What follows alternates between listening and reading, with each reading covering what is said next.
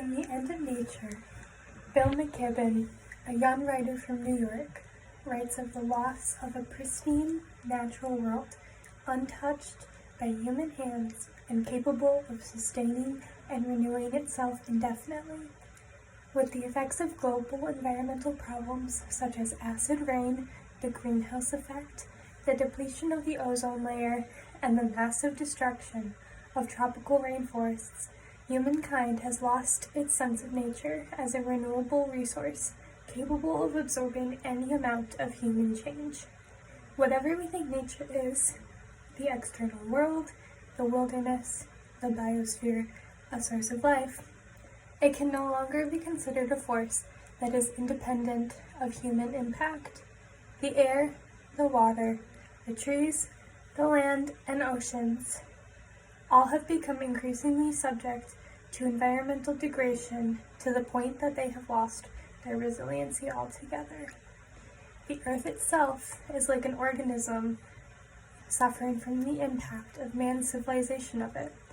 Western man has traditionally viewed the natural world as a collection of natural resources to be taken, as sources of food, habitat, and raw materials, or as an adversary to be conquered, rather than as a sacred, nurturing habitat in which humans take their place alongside other forms of life such as animals and plants. McKibben argues that even today, humanity is beginning to be in the position to affect the environment in any way that it wishes. He says on page 151, for the first time, human beings had become so large that they altered everything around us. We had ended nature as an independent force. McKibben supports this claim by referring to several climatic trends, all of which are assumed to have been triggered by the industrial activities of humans, global warming as one example.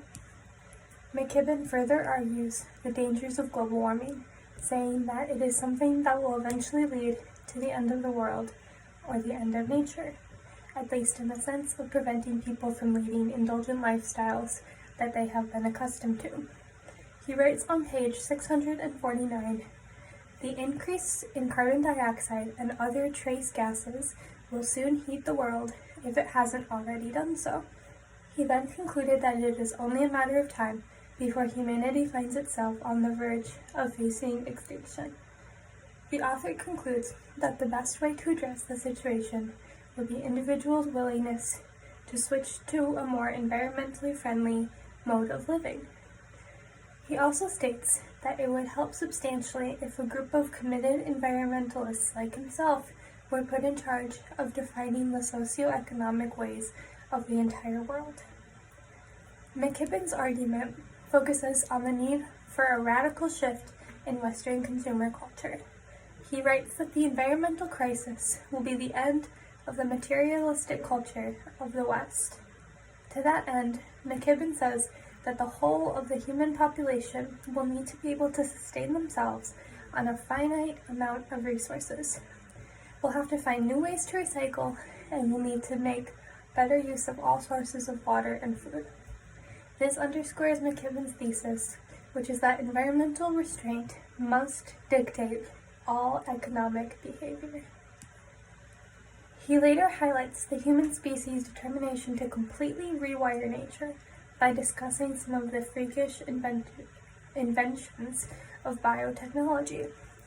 He writes that a line has been crossed within the genes of differing species being mixed for the use of science. He says, a University of Pennsylvania professor managed to insert human growth genes into the fetus of a mouse. When it was born, the mouse grew twice as fast and twice the size of any other mouse ever. Since it passed the gene on to its offspring, it made forever the question, are you mouse or man? It was both, and it was neither. The End of Nature is for the most part an engaging and thought-provoking meditation on the effect human economic activity is having on the environment, and how humans have selfishly and thoughtlessly changed their environment without a thought of the consequences of their actions.